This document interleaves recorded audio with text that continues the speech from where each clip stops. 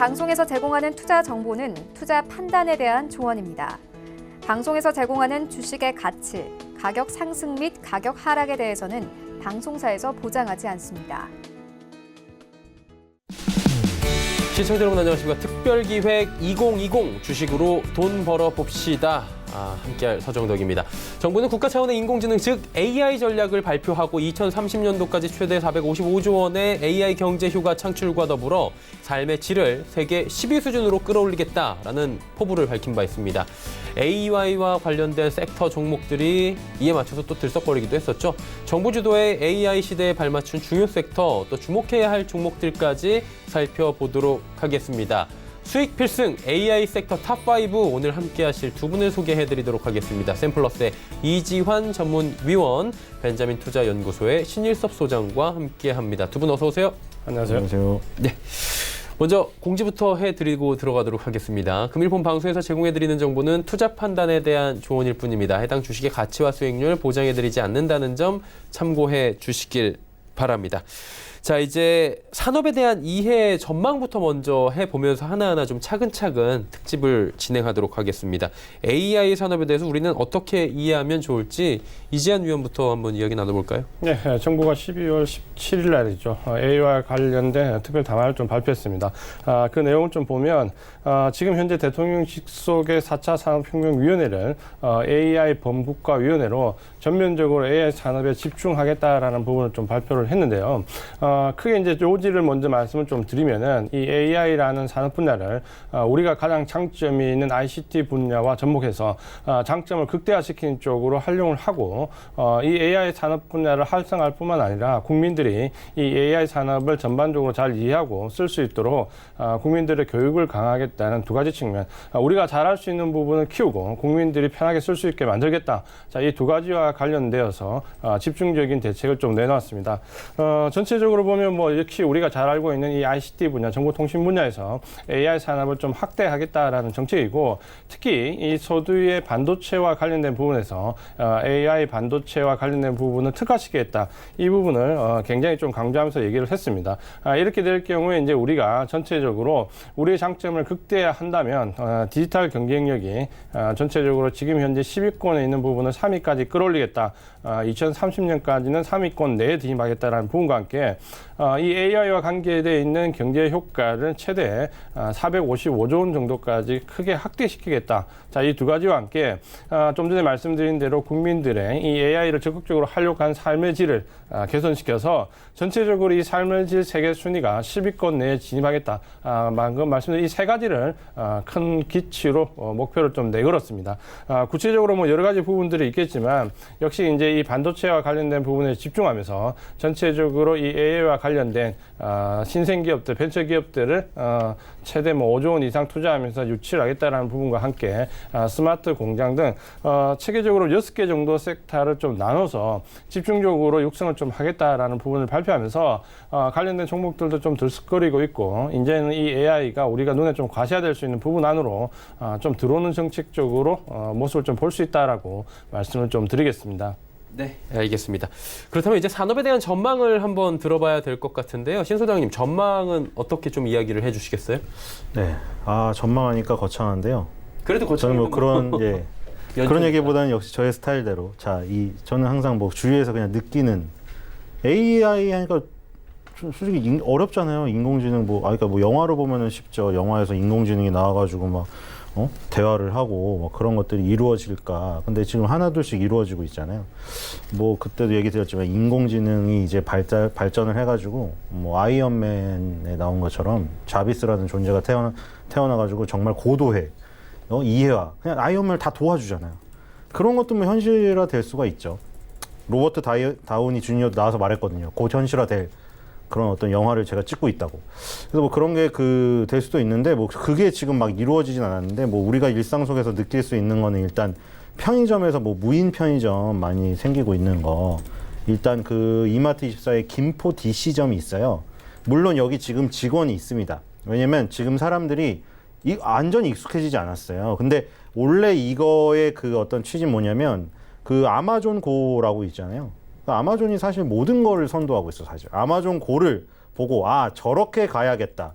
그래서 저런 식으로 셀프 스토어를 오픈해서 원래는 직원이 필요가 없는 시스템입니다. 들어가서 그냥 계산을 해요.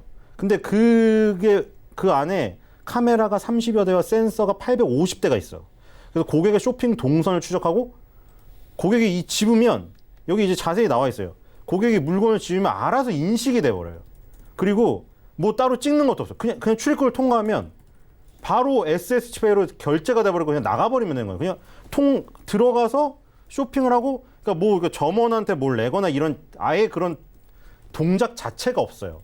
그런 것들이 지금 나오기 시작했고, 그 다음에 롯데제과 엘시아, 또 이게 다 먹는 걸로만 하는데 네이버에서 엘시아를 치면은 가수가 나와요. 근데 그 가수가 아니라 롯데제과에서 엘시아라는 인공지능을 만들었어요. 얘가 뭐라는 거냐면 막 분석을 해서 최근의 트렌드들, 특히 젊은이들의 트렌드들을 막 분석해서 젊은이들이 좋아할 만한 과자를 만들어내요. 과자를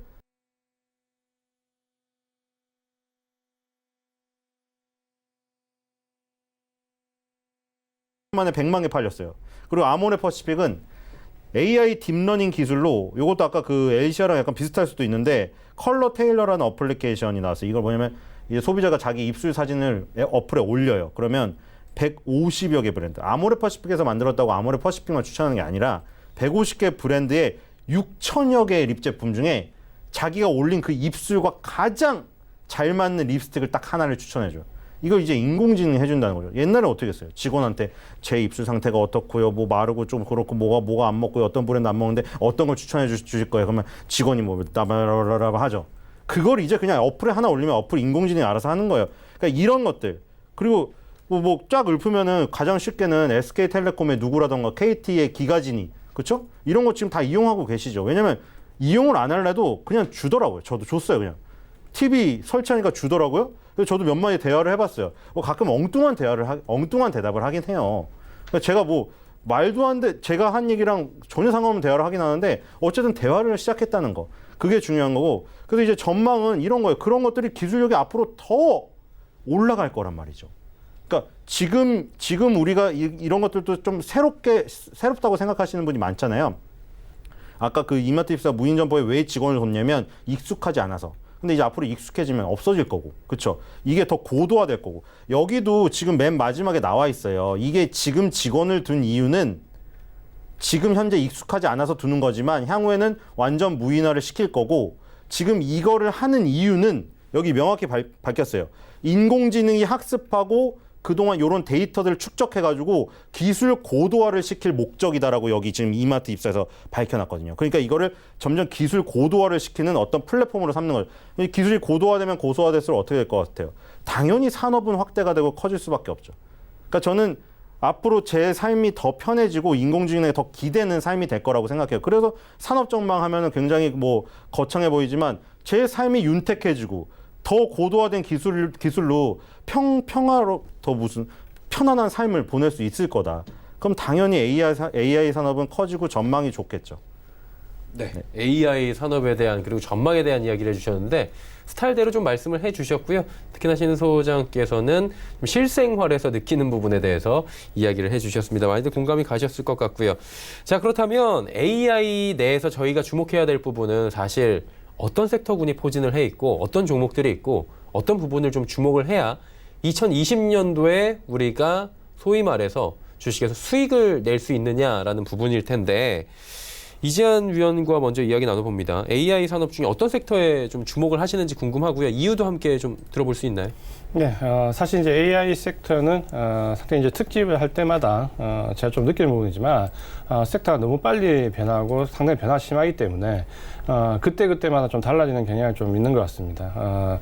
작년 같은 경우까지만 해도 우리가 초창기에 AI 섹터를 나눌 때는 사실 뭐 하드웨어나 소프트웨어나 이 논쟁부터 시작을 해서 전체적으로 뭐 빅데이터를 이루는 업체들 혹은 딥러닝을 하는 업체들이 더 중요하다, 혹은 소프트웨어 업체들이 더 중요하다라는 부분에 상당히 논쟁이 좀 많았습니다. 어느 쪽으로든 결론이 나지 않는 부분이 좀 많았고, 결론적으로 보면은 이제 이런 일은 이제 우리가 좀 참고해 볼 수 있는 거죠. 이전에 우리가 이제 업체들 섹터들을 나눌 때 뭐 빅데이터 업체들, 뭐 딥러닝 업체들, 소프트웨어 업체들 이렇게 나눴는데 사실 이런 부분이 이제 의미가 없어졌다는 거죠. 1년 사이에. 그 이유가 가장 쉽게 우리가 좀 이해를 하면 알파고가 이세돌 구단과 대국을 했을 때 상당히 위력을 좀 발휘했는데 최근에 이제 이런 보고서가 나왔죠. 알파고 8대가 최근에 나온 AI 한 대를 이기지 못한다.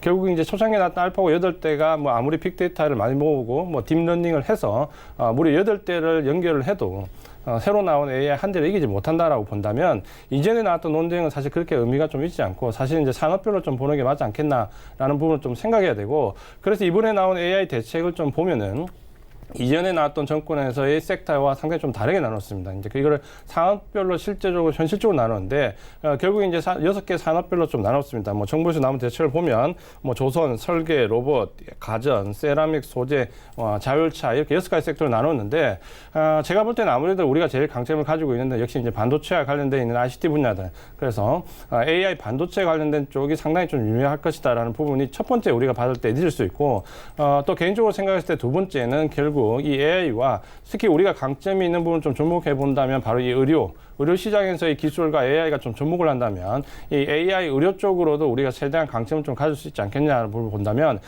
가장 유망한 이번에 정부에서 발표한 6개 섹터들 중에서는 AI 반도체 ICT 분야와 AI와 의료를 접목한 AI 의료 분야 이 두 분야가 상당히 우리가 좀 발을 좀 빨리 내디딜 수 있고 다른 나라와 경쟁을 했을 때 충분히 경쟁력을 초반부터 가질 수 있는 부분이다 그래서 이 AI 반도체와 AI 의료 쪽 가장 큰 관심을 좀 가지고 우리가 좀 내년도에 주목해 볼 만한 섹터가 아닐까라고 예상을 좀 하고 있습니다. 네. 말씀해 주신 섹터가 또 신 소장이 생각하는 것과 같을지 궁금한데 어떤 부분을 좀 주목하세요? 네, 저는 역시 여기 실생활에서 느낄 수 있는 거.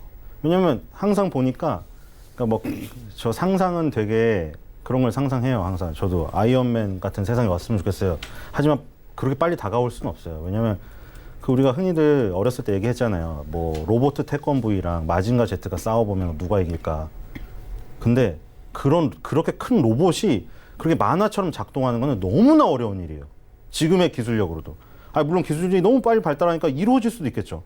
근데 그런 영화에서 나오는 일은 이루어지지가 않아요. 그러니까 그런 게 막 이루어진다고 계획을 세워도 아무리 주식시장이 빨리 받아들인다고 해도 만약 그거에 관련된 주식을 사놓잖아요. 그냥 늙어 죽을 수도 있어요. 주가가 안 오르고. 그러니까 우리는 지금 주식으로 수익을 봐야 되기 때문에 주식을 수익을 보려면 미래 거를 해야 되는 것도 있지만 너무 먼 미래, 너무 실현되기 불가능하고 내 생에 이루어지지 않을 거는 너무 그건 또 멀어요. 그러니까 어느 정도 타협을 해야 돼요. 그러니까 어느 정도 타협을 하는 선이 뭐냐면 제가 아까 말한 그 무인 편의점에서 일단 시작을 하는 거예요. 무인 편의점이 지금 젊은이들은 좀 많이 알고 있고 뉴스로 접한 사람도 많고 이용해 본 사람들이 있어요. 근데 나이 드신 분들은 굉장히 어색하고 젊은이들 중에서도 트렌드에 민감하지 않은 사람한테는 그런 게 있어서 그거는 좀 근데 이용하기 불편할 것 같은데? 막 이렇게 생각해요. 뭐 시그니엘 호텔에 가보신 분들은 뭐 세븐일레븐 시그니처가 있잖아요. 거기 뭐 정맥으로 들어가고 막 이러는데 저 사실 정맥을 경험한 바가 있는데 이건 좀 개인적인 거라 예, 그래. 하여튼 그 정맥으로 인식하는 거 뭐 이런 거. 그러니까 이런 것들이 아예 나이 든 사람한테는 멀어요. 근데 민감한 사람들한테 빠르죠. 그래서 하고 싶은 얘기가 이런 거예요. 주식시장에서는 그 정도 지금 선에 있는 게 주가가 많이 움직여요. 그러니까 뭐냐면 되게 예를 들어 얼리 어답터한테 살짝 이제 알려지기 시작하는 것들. 그러니까 너무 먼 건 아니고 사용하는 사람이 분명히 있어요. 이 세상에. 사용하는 사람이 분명히 있는데 아직은 극초반기인 것들. 그런 것들에 관련된 주식이 폭등하는 거지. 아예 먼 미래 아까 무슨 마징거 제트랑 이런 거 만들 기업이 나오겠죠. 우리나라도. 근데 그거에 연관된 기업을 미리 산다? 그거는 너무 신기루를 사는 거고 지금 이런 걸 사는 거예요. 그냥 무인 편의점이 있긴 있는데 어색한 사람들이 아직 많잖아요. 그러니까 그거 관련주들 사는 거고. 그 다음에 지금 뭐 그 아까 말한 거 잠깐 말했는데 지금 기가진이라던가 누구도 마찬가지예요.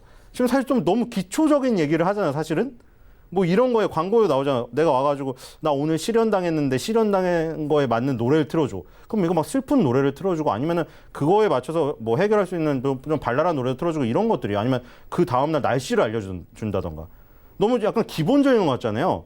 근데 이런 기본적인 것조차도 이용 안 한 사람들이 태반이에요. 그러니까 그냥 아까 말한 대로 통신사를 깔았더니 그냥 껴서 사은품으로 주니까 받아서 지금 집안에 방치돼 있는 애들 많아요. 지금 누구 기가진이나 누구가 자기네도 지금 생명력을 표현하고 싶은데 놀고 있는 애들 많다고요. 그러니까 그게 바로 주식시장에서는 뜨겁게 움직인다고요. 그런 것들이 그 정도 선에 있는 것들이 지금 티맵 내비게이션하고 NH 오린뱅크에 누구를 탑재했어요. 그러니까 누구가 뭐예요 원래 음성 인식이에요. 그러니까 여기에 탑재했다는 건 뭐냐면 티맵을 그냥 말만 해서 간다는 거고 그러니까 안 찍어도 된다는 거예요. 서울경제 4옥 안 찍어요. 서울공제 4옥으로 데려다 줘. 그럼 데려다 주는 거고 NH 오린뱅크에 누구를 탑재했어요. 그럼 이건 뭐예요? NH 오린뱅크 터치도 안 해요. 터치를 해야 되잖아요. 원래 송금을 하거나 뭐 이렇게 하려면 안 해요. 뭐 누구 계좌로 얼마 보낼게 말로 하면 된다는 거예요. 근데 이것도 생각해 보세요. 이것도 젊은 층에서는 이것도 어색한 사람 많아요. 아 나는 아직도 젊은데 20대인데 아 나는 그냥 터치로 하고 싶어 이런 사람들 많고 그게 음성인식이 제대로 돼?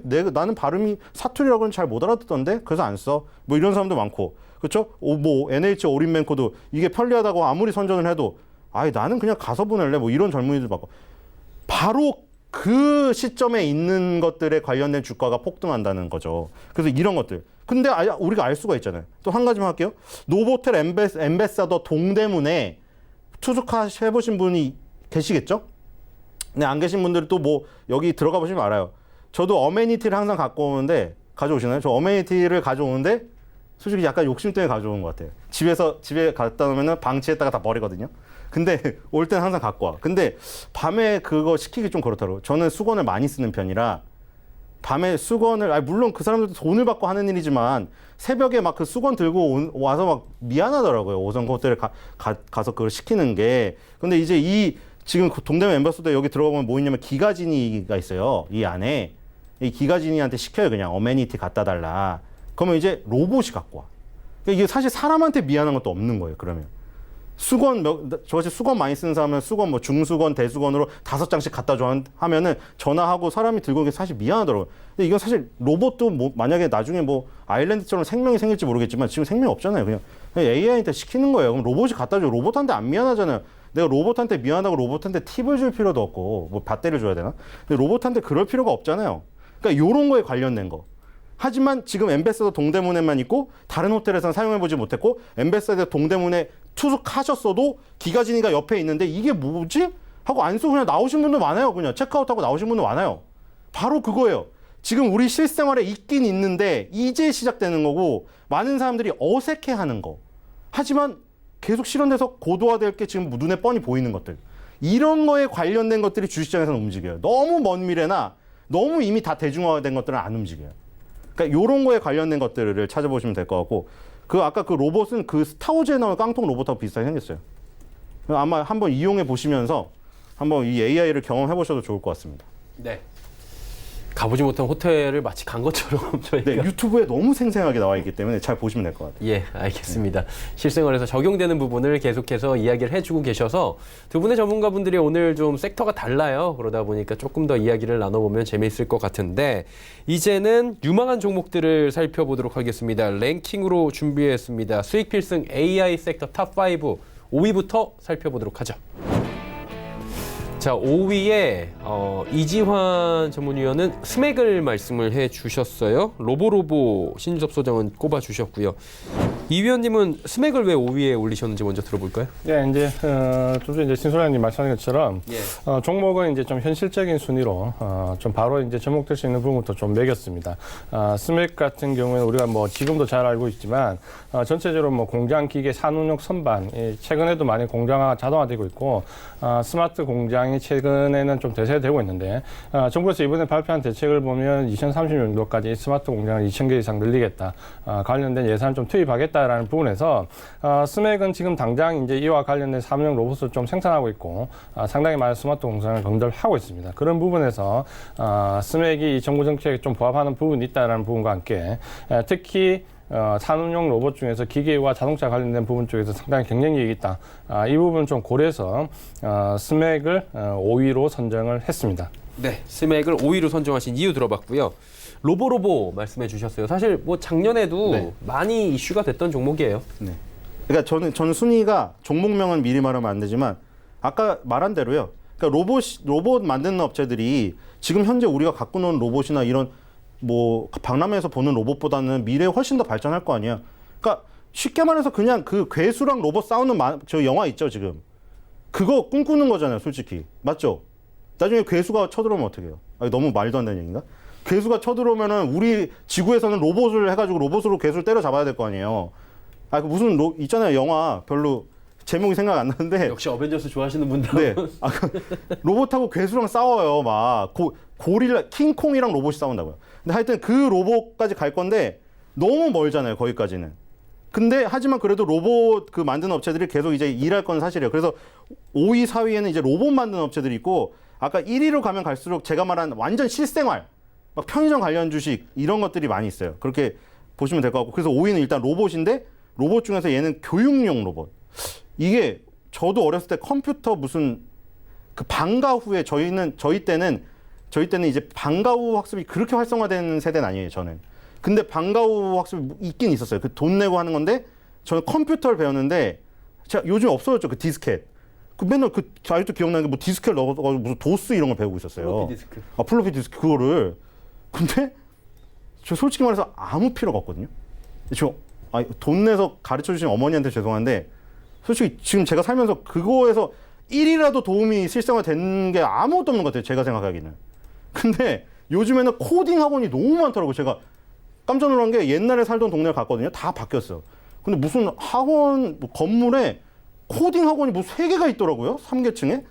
저걸 왜? 그러니까 물론 지금 도움돼서 하는 거겠지만 혹시나 내가 어렸을 때 그런 약간 컴퓨터 붐 그런 거가 아닌가 모르겠어요. 돈 있으면 시키면 좋겠죠. 근데 어쨌든 코딩 전문 학원이 너무 많아요.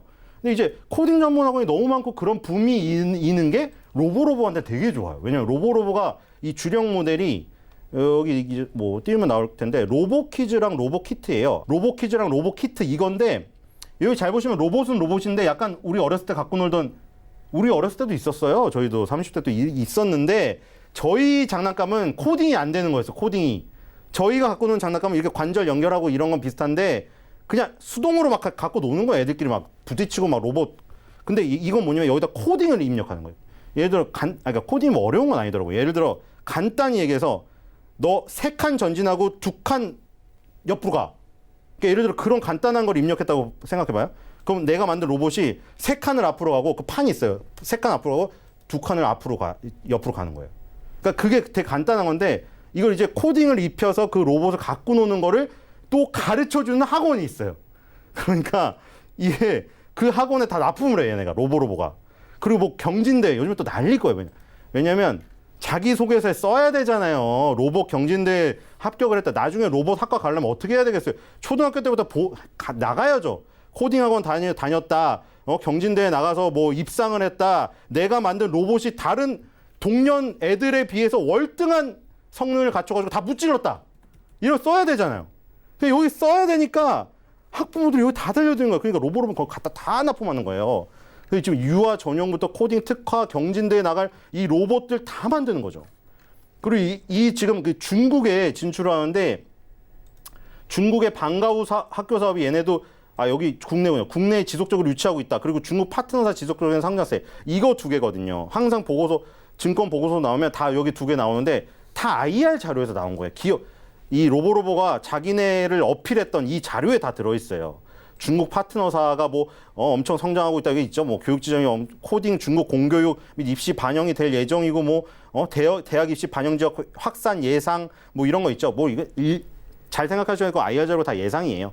예상인데 이렇게 가겠다 이거죠. 로드맵을 보여주는 건데 뭐 이렇게 100% 막 다 되고 막 다 잘 되면 이제 주가가 뭐 폭등을 하겠죠.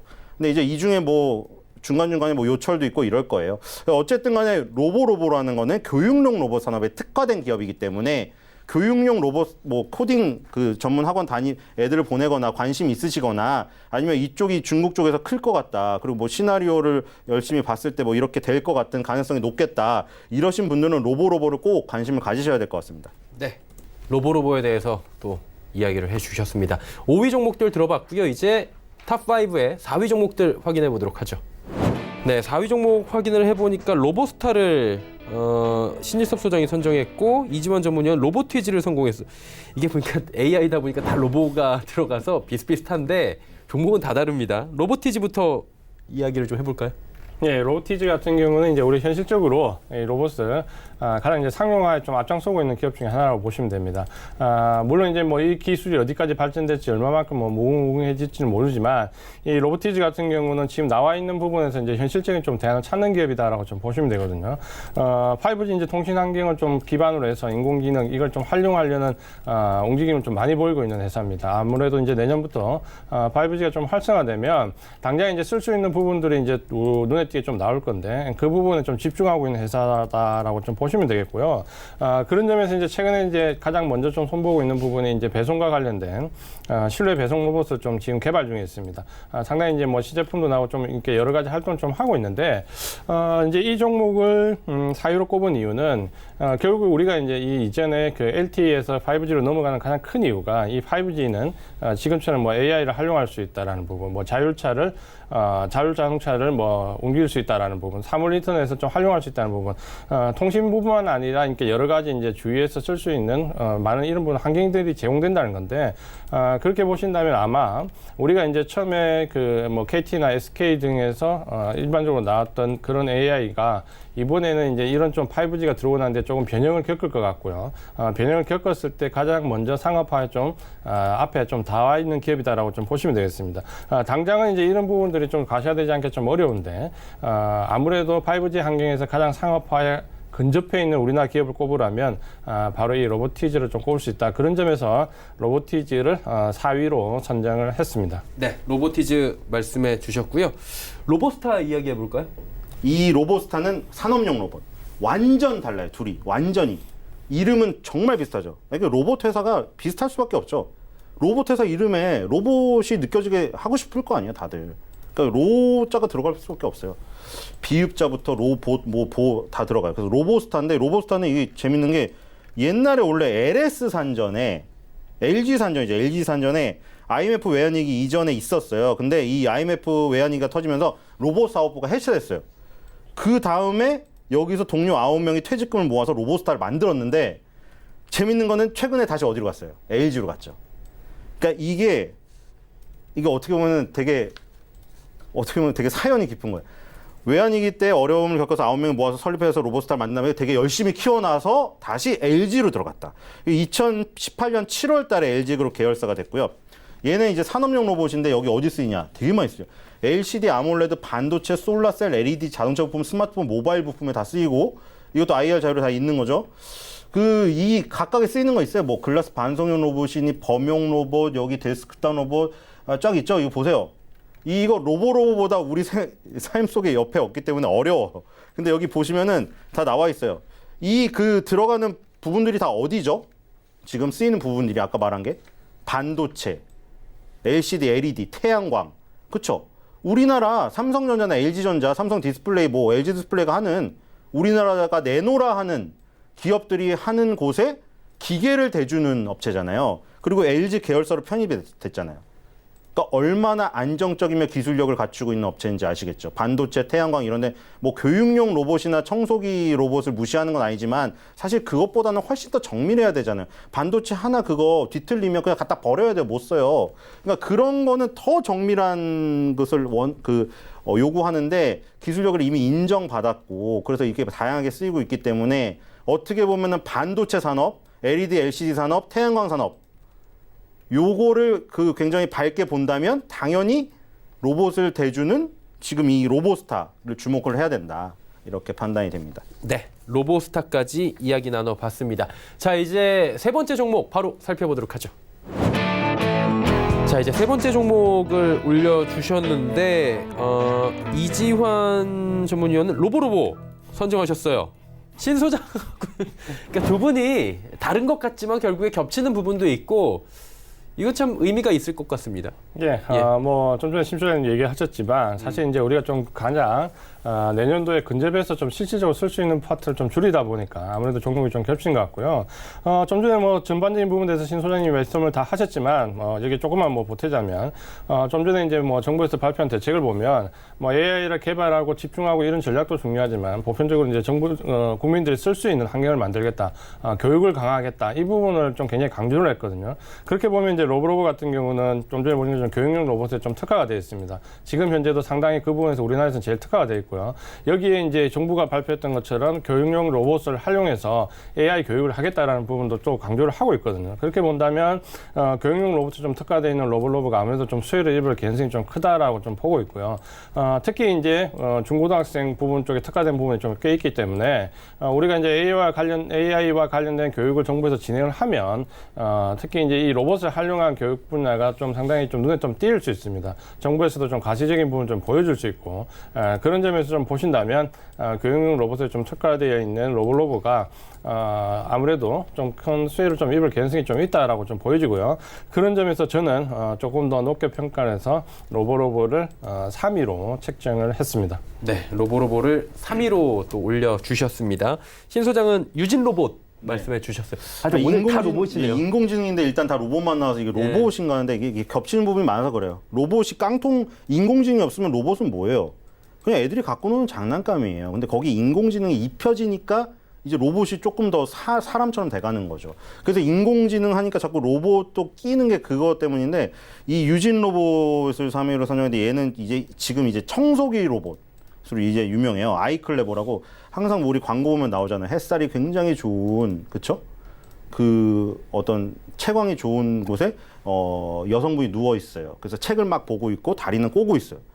청소를 안 해요. 근데 옆에 개는 뛰어가고 있어. 근데 누가 청소를 하면 옆에서 갑자기 조용히 청소기 로봇이 나오더니 딱 청소를 해. 그 주인은 향긋한 커피를 마시고 있어. 그렇게 광고가 형성되잖아요. 그러지 않나요? 그렇게 되는데 항상 그래서 청소기 로봇을 들여라. 그러면은 너도 광고에 저 여자처럼 저렇게 편하게 다리 꼬고 앉아서 잡지 보면서 커피 마셔도 개가 뛰어다녀도 개털이 다 청소된다. 이거잖아요. 아니 뭐 실제로 하다 보면 막 무슨 자꾸 부딪혀요. 모서리가 잘 안 닦고 뭐 뒤집혔어요. 뭐 이런 거 많은데 어쨌든 광고는 되게 이상적이에요. 근데 어쨌든 아이클레버가 굉장히 여기 이 그 로봇 그 청소기에서 두각을 나타내서 이 유진 로봇의 대표 제품이 되었어요. 근데 여기서도 인식한 게 이거 이제 레드오션이다. 왜냐면 너무 많아요. 그쵸? 로봇 청소기 쳐보세요. 엄청나게 많이 떠요. 진짜 홈쇼핑에 죄다 팔고 있고요. 그리고 단가도 다 서로 경쟁하고 있어서 이제 레드오션이에요. 그래서 하려는 게 라이다라는 거를 개발을 하는데 라이다 뭐냐면 자율주행차나 로봇에 장착을 하는 건데 이 부품이 공간을 인지하고 동선을 설계하는 핵심 부품이래요. 이거 너무 중요하잖아요. 아까 전에 노보텔 앰버서더의 그 로봇 한번 보세요. 깡통같이 생겼는데 엘리베이터를 지가 찾아서 엘리베이터 문 열고 타고 내려가. 그냥 거기서 엘리베이터를 들고 올라와서 객실로 갖다 줘요. 그게 만약에 이 동선 설계나 공간 인지 능력이 없어버리면 어떻게 해서 다 부딪히고 막 엘리베이터 껴서 막 짜부되고 이러면 어떻게 사용을 해요? 그러니까 이게 라이다라는 부품이 핵심인데 이게 문제가 일본산이나 독일산을 쓰고 있는데 이게 한 대당 1,000만 원이래요, 지금. 그리고 자율주행 기기에 보통 4대에서 6대가 들어가야 된대요. 그러니까 이 부품 가격만 6천만 원 정도 드는 거예요. 일본이나 독일산을 쓰면. 그래서 유진 로봇이 이거를 요 가격보다 조금 내리면서 일본산, 독일산에 버금가는 그 기술력으로 만들어내려고 연구를 열심히 하고 있고 대표 인터뷰를 봤더니 거의 지금 시장에 출시되기 직전이다. 그러니까 이게 유진 로봇이 새로운 먹거리. 그러니까 아이클레버로 번 돈으로 열심히 R&D를 해가지고 새로운 먹거리 요거 슈팅스타를 만들어놨어요. 그래서 유진 로봇은 로봇 청소기를 구매하신 분들에게 되게 익숙한 기업인데 새로운 무기가 또 하나 장착되고 있다. 자율주행차도 나올 거고, 그렇죠? 아까 자율주행 로봇도 많이 나올 거 아니에요, 앞으로. 그런 것들이 많이 나오면 이제 그 유진 로봇에서 개발한 라이다를 단가가 싸니까 많이 사용하지 않겠나. 이런 것들을 보시고 한번 유진 로봇에 관심을 가지면 좋을 것 같아요. 네, 유진 로봇까지 이야기 들어봤습니다. 자, 3위들까지 살펴봤고요. 이제 2위 확인해 봅니다. 네, 2위 종목 보니까 2위 종목이 이지원 전문위원은 AD칩스. 이건 사실 19년도에도 굉장히 그 주목받은 종목이잖아요. 예, AD칩스 같은 경우는 어찌 보면은 시스템 반도체에서 좀 특화된 기업인데 어떻게 보면 이제 주력 산업이 사실 이제 시대를 좀 앞서갔다라고 좀 평가를 좀 할 수가 있습니다. 그 이유가 AD 칩스 같은 경우는 우리가 그 AI를 떠올릴 때 가장 많이 쓰고 있는 이 자율주행과 웨어러블과 관련된 부분에서 가장 이제 두뇌라고 할 수 있는 마이크로 컨트롤러 유닛에 관련돼서 시스템 반도체 업체로서 이미 초경량 반도체 두 종을 개발을 했습니다. 그렇게 놓고 보면 이제 기술력이 상당히 이제 좀 인정을 받아야 되는데 문제는 이 자율주행과 웨어러블랑 관련된 부분은 사실 아직 산업화가 그렇게 크게 진행되지 않고 아직은 자율 연구 단계에 있습니다. 그렇다 보니까 연구용 반도체라는 이제 오명을 좀 쓰게 된 거죠. 그래서 실제 산업화되지 못하고 아직까지는 이제 연구용으로만 쓰인다라는 부분인데 이제 만약에 이제 우리가 이 AI를 주제로 놓고 AI가 가장 먼저 좀 쓸 수 있는 산업화 부분을 좀 본다면 아무래도 이 자율주행과 웨어러블 부분은 상당히 근접해 있는 산업화가 좀 근접해 있다라고 좀 보셔도 될 것 같습니다. 최근에는 이 자율주행과 관련돼서 상업화를 시도하는 곳도 나오고 있고요. 그렇게 본다면 지금까지 이 AD 칩스가 개발했던 반도체 칩들이 지금까지는 연구용이었지만 이제 앞으로는 좀 산업화될 개연성이 좀 있다라고 좀 보여지고요. 특히 이제 이 기술력을 활용해서 대기업과 코어기 상당히 좀 유망해 보인다라고 말씀을 좀 드리겠습니다.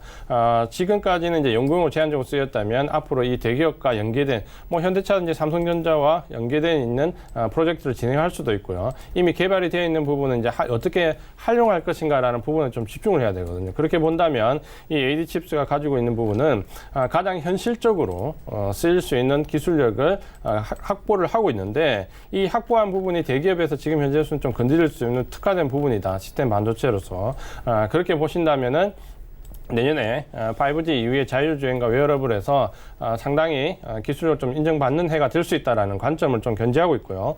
그런 점에서 AD 칩스의 기술력을 좀 높게 놔서 2위로 책정을 했습니다.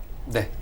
AD 칩스 말씀해 주셨고요. 롯데정보통신을 꼽아주셨네요. 네, 이제 실상을 돌았습니다. 너무 로봇이 많이 로봇도 실상을이 있었죠. 교육용 로봇이나 네, 로봇 정도 그렇죠. 있긴 있었는데 로봇은 왠지 저는 항상 좀 멀게 느껴지는 게 공상과학 영화가 현실로 이루어지기가 싫거든요. 저는 왠지. 무서워서 그래요? 그런 것도 있고요. 왜냐면 토이스토리처럼 진짜 살아서 나올까 봐. 이제 드디어 걱정이 편의점 많으셔. 편의점 쪽으로 나왔습니다. 이 롯데 아까 말했잖아요. 세븐일레븐 뭐 요즘에 일본 불매운동에 따라서 뭐 세븐일레븐도 뭐 약간 피해를 받고 이러고 있는데 롯데월드 타워 31층에 세븐일레븐 시그니처가 있어요. 거기 가보세요. 한번. 그냥 아무나 갈 수 있어요. 거기서 저도 가봤는데 일단 그 받아야 돼요. 이게 방문증 받아야 돼. 방문증을 목에 매줘요. 그거 메고 올라가요. 31층으로. 그 31층으로 올라가면 시그니처가 있어요. 근데 여기 앞에 세븐일레븐이 붙어 있어요. 여기서 제가 말한 아까 그게 나와요. 핸드페이. 이 핸드페이는 뭐죠, 갑자기? SS집에 삼성페이, 네이버페이 많이 쓰셨죠? 핸드페이 뭐냐? 말 그대로 손바닥이에요, 손바닥. 뭘로 하냐면 정맥으로 해요. 이거 제가 아까 개인적인 것 때문에 얘기 못 했다고 했는데 저희 해봤거든요, 딴 데서. 이걸로 하면 왜 정맥이 이렇게 찍히냐면 기계가 이렇게 생겼어요. 근데 이거 어디서 많이 쓰냐면 의료기관에서 정맥으로 하는 거 많아요. 자기 기본 정보 때문에. 근데 이걸 여기다 도입한 거예요. 이렇게 하면은 자기가 정맥을 등록해놓으면 자기 정맥이 찍혀서 자기 정보가 여기 찍힌 다음에 들어가는 거예요, 여기다. 이렇게 찍어요, 이렇게. 이게 약간 지하철 개찰구처럼 돼 있는데 양쪽으로 돼갖고 하면 정맥이 스캔이 돼요.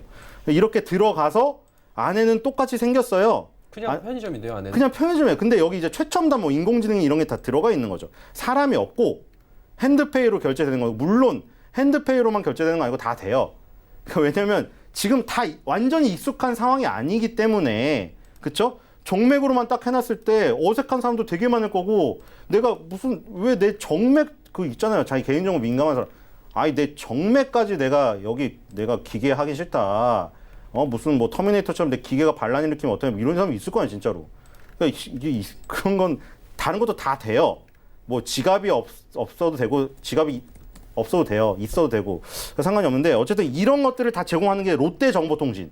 롯데정보통신이 최근에 뭐냐면 자기네 기술을 다 그 발표하는 자리를 가졌거든요. 근데 거기서 그 자기네 기술이 뭐 있냐 발표했을 때 뉴스에 검색하면 나와요. 그 직원들이 다 나와서 하나둘씩 시연했는데 뭐 있냐면 아까 핸드페이로 정맥으로 들어갔잖아요. 결제하고. 근데 이번엔 안면 인식 결제 시스템.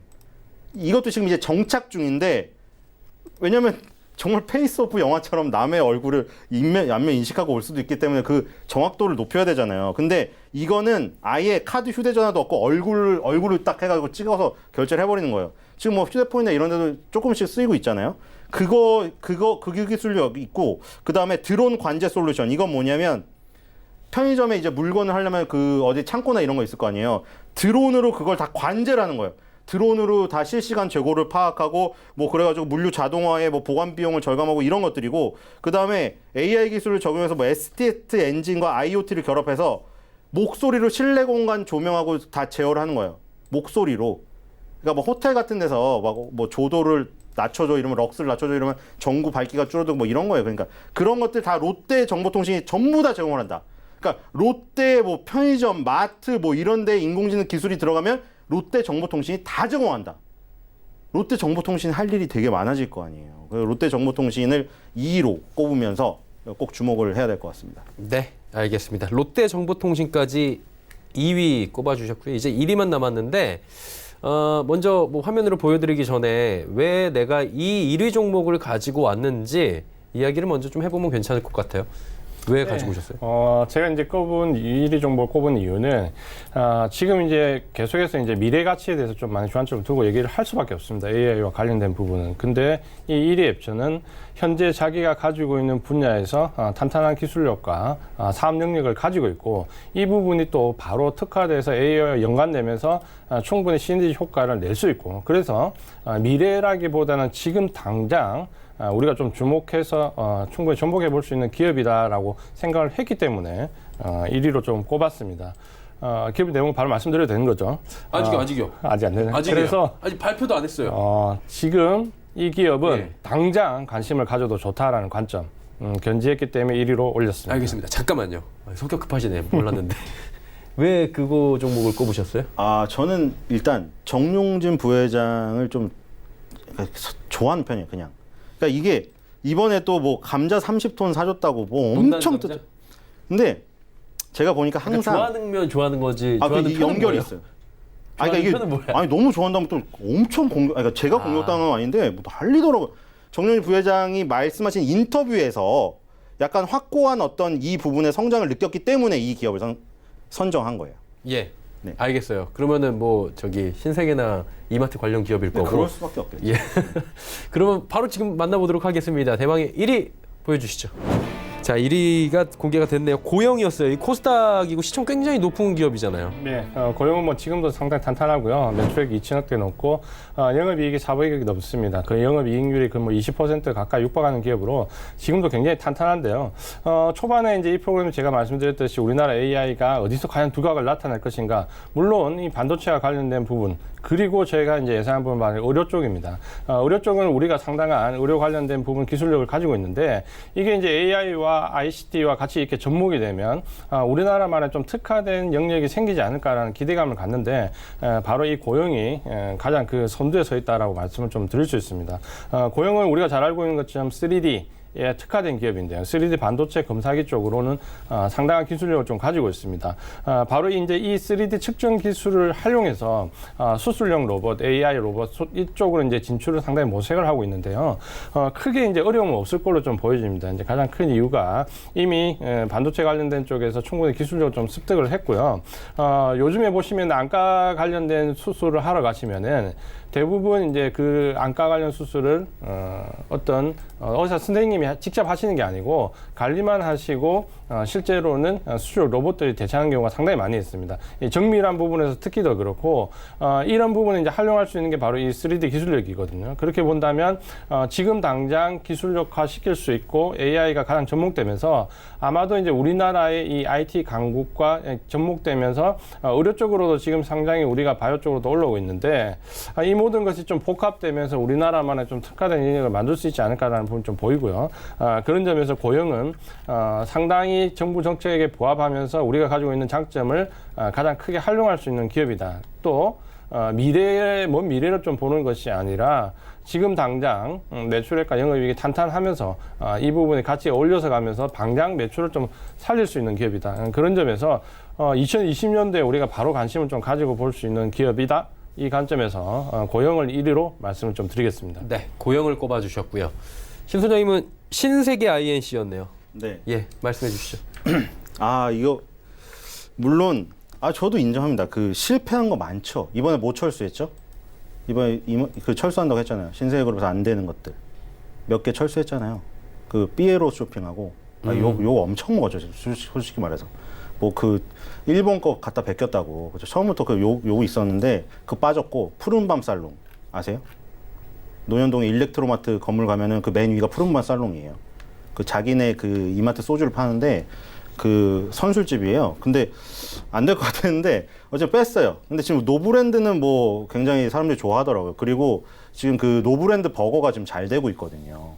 지점은 4개인가 5개밖에 없는데 뭐 잘 되고 있는데 그냥 안 되고 있는 것도 있어요. 근데 저는 그거보다 아니 사업을 하다 보면 저는 실패를 할 수도 있다고 생각해요. 그리고 솔직히 뭐 무인양품을 뭐 자주 가서 베꼈다 뭐 그런 약간 그 비슷한 것도 저도 많이 느끼긴 했는데 그런 거는 잘하는 것 같아요. 뭐 외국을 많이 다니는데 인스타그램 보면은 거기서 하여튼 뭐를 들여오는 것 같아. 하여튼 그러니까 스타벅스도 들여왔잖아요 옛날에. 그 하여튼 뭔가 계속 들여오긴 하는 것 같아요.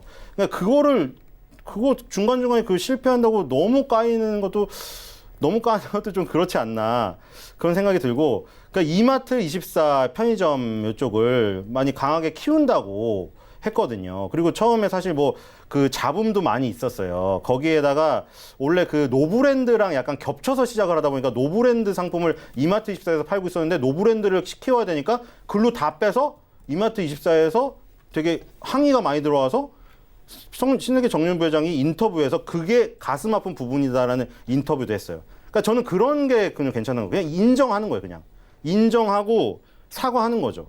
지금 이제 신세계 INC는 아까 롯데정보통신처럼 롯데그룹의 IT를 다 대주는 것처럼 신세계 INC는 신세계 쪽에 뭐 IT 기술을 다 제공하는 업체예요. 여기 뭐 기사에 나오는데 아까 전에 뭐 시그니엘 얘기를 했지만 롯데는 그 이마트24에서 가장 첨단은 김포 DC점인데 여기는 이제 훔쳐서 나와도 계산이 돼. 그러니까 아까 무인 편의점 걱정하시는 분들이 그거잖아요. 훔치면 어떡해? 아무리 센서가 있다고 훔쳐서 그냥 나가버리면 어떡해? 막 사는 인생이라고? 훔친데 결제가 돼버려요. 여기 있어요. 신세계 INC 관계자가 인터뷰를 했어요. 셀프 자동 결제 시스템 만들고 테스트 과정했는데 무슨 테스트를 했냐면 우산으로 카메라를 가리고 물건을 갖고 나오거나 안에서 물건을 보통 둘이 망보고 도둑질 하죠. 특수강도예요 그거. 근데 둘이 하잖아요. 망보는 애한테 안에서 던졌어요. 그래도 계산이 돼요. 신세계 INC가 다 테스트했어요. 다 테스트했고 그게 뭐 여기서 숨은 그 가장 기술은 저스트 워크아웃 그 결제예요. 뭐냐면 그 뭐 빅데이터 센터에서 뭐 자동 감지 시스템이라던가 뭐 소비자가 이미 어떤 걸 선호하는지 알아놨다가 그 뭐 다 추천해주고 뭐 이런 것들이에요. 그러니까 뭐 과자 선반에서 과자 2개를 그 집어들었는데 하나를 집어들었을 경우에 그러니까 2개를 계속 고르던 사람이 어느 날 하나만 샀어요. 그 패턴까지 연구해서 다음에 왜 그 줄어들었는지 그걸 연구를 한다는 거예요. 하여튼 마지막으로 이베스트 투자증권에서 5월 달에 레포트를 내놨는데 레포트 제목이 이거예요. 점포의 중심에서 첨단을 외치다. 이베스트 투자증권이 좀 젊어요. 유튜브도 운영하고 이래서 제목이 재밌는데 점포의 중심에서 첨단을 외치다. 이 첨단을 외칠 수 있는 그 기술력을 갖고 있는 업체가 신세계 INC예요. 그러니까 정영렬 부회장이 이마트24 편의점을 강력하게 육성한다고 했고, 그리고 신세계 INC는 이런 기술력들을 계속 키우고 있고, 그러니까 우리가 가장 주변에서 살펴볼 수 있지만 아직 김포 DC점을 이용하지 않았거나 내 주변에는 그런 거 없는데 그리고 나는 그게 불편해. 이런 사람들이 있지만 분명히 커지고 있는 그 부분, 그게 주가의 가장 강력한 상승이 나오는 구간이에요. 그래서 무인 편의점 관련주 중에 뭐 무인 편의점에서 더 나갈 수도 있어요. 지금 자율주행 그 배달을 한다고 해요. 여기서 김포 DC점에서 자율주행차가 사람이 없는 차죠. 여기서 주문을 하면 집 앞까지 자율주행차가 배달을 해주는 시스템을 지금 적용을 하고 있어요. 많이 발전하고 있죠. 이런 것들이 곧 일상화된다. 대중화되고 너무 뻔한 게 돼버린다. 이미 급등해 있어요. 그때는. 그러니까 지금 어색하고 저런 게 돼? 진짜로 있다고 우리나라에? 근데 찾아봤는데 있긴 있어. 그거에 관련된 주가가 가장 급등해요. 그래서 신세계 INC에 관심을 가져주시면 좋겠습니다. 네, 알겠습니다. 자, 섹터에 들어가는 종목들 총 10종목을 함께 살펴봤고요. 올해 2020년에 이 종목들과 함께 훨훨 나시길 저희가 바라도록 하겠습니다. 짧게 이제 증시 덕담이라고 해야 될까요? 좀 거창할 수 있는데 시청자분들께 올해 한마디 부탁드릴까요? 네, 증시가 지난 연말부터 계속 좀 좋아지고 있습니다. 증시는 좋아지고 있는데 개인들은 굉장히 많이 팔고 있습니다. 12월 몇 거래를 안 되는 동안 개인들이 한 4조 5천억 정도 팔았습니다. 외국인들은 그 물량을 다 받아 샀습니다. 우리가 물 들어올 때 노져야 된다고 했는데 물 들어올 때 노졌기 전에 너무 많이 매도하고 있습니다. 시장이 좋을 때 수익을 좀 크게 내고 시장이 나쁠 때 좀 먼저 빠져나올 수 있는 게 개인이라면 시장이 좋을 때 적극적으로 시장에서 좋은 수익을 좀 쟁취하고 2020년도 그 부분에서 아마 초반에 좀 좋게 시작할 때 우리가 좀 많은 수익 시청자분들과 함께 좀 나눴으면 좋겠습니다. 네. 소장님도 한 말씀 부탁드립니다. 네, 주식시장 참 어려운 게 사실이에요. 예. 왜냐하면 얼마 전에 또 기사를 봤더니 지금 네덜란드도 집값이 엄청나게 오른답니다. 암스테르담 쪽이 뭐 그거 보셨나요? 예, 기사? 암스테르담의 어떤 부부 인터뷰를 실었더라고요. 왜 주식을 안 하세요? 그 사람한테 물어봤어요, 기자가. 아니, 주식은 불확실하고 잘 몰라요. 하지만 암스테르담 제가 예전에 뭐 몇 년 전에 샀다가 뭐 2배 넘고 판 기억이 있어서 또 어차피 난 그냥 여기 살다가 아들한테 물려준다. 그게 안 잃어버리는 뭐 그 기회다. 근데 우리나라도 지금 똑같은 상황인 것 같아요, 진짜로. 네덜란드랑. 그러니까 이게 다 부동산만 해요, 자산가들은. 그러니까 그리고 주식시장에 대한 대책이 안 나와요. 그게 너무 아쉬워요. 주식시장 부양책을 좀 내주던가 아니면 저도 부동산이 너무 부러운 게 뭐냐면 부동산은 계속 뭐를 막 대출 규제라고 규제를 하잖아요. 규제를 한다는 거는 너무 풍선처럼 부풀어 오르니까 규제를 하는 거예요. 제발 주의해 내년에는 주식시장이 완전히 규탄을 받고 막 제재를 막 정부에서 가하고 이거 막 너무 뜨겁다 지금 주식시장 큰일 났다 이거. 주식시장 5천 가면은 큰일 났다 이거 사람들. 주식시장을 눌러야 된다. 막 대출 규제처럼 주식시장 규제를 막 하는 거예요. 막 그런 상상을 현실이 되게 좀 주식시장이 과부하가 돼서 터지도록 올라갔으면 좋겠습니다. 네. 올해는 활화산처럼 뻘겋게 정말 불타올랐으면 하는 바람을 갖도록 하겠습니다. 두 분은 이쯤에서 보내드리도록 하겠습니다. 고맙습니다. 금일본 방송에서 제공해드린 정보는 투자 판단에 대한 조언이었습니다. 해당 주식의 가치와 수익률 보장해드리지 않는다는 점 참고해 주시길 바랍니다. 특집 편성이었죠. 2020 주식으로 돈 벌어봅시다. 수익 필승 AI 섹터 탑5. 저희가 준비한 소식은 여기까지입니다.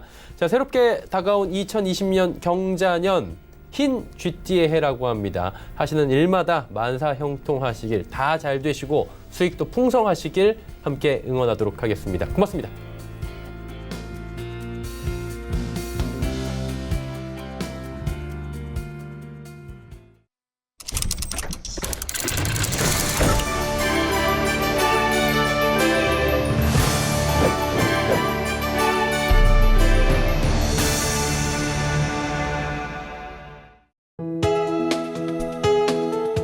방송에서 제공하는 투자 정보는 투자 판단에 대한 조언입니다. 방송에서 제공하는 주식의 가치, 가격 상승 및 가격 하락에 대해서는 방송사에서 보장하지 않습니다.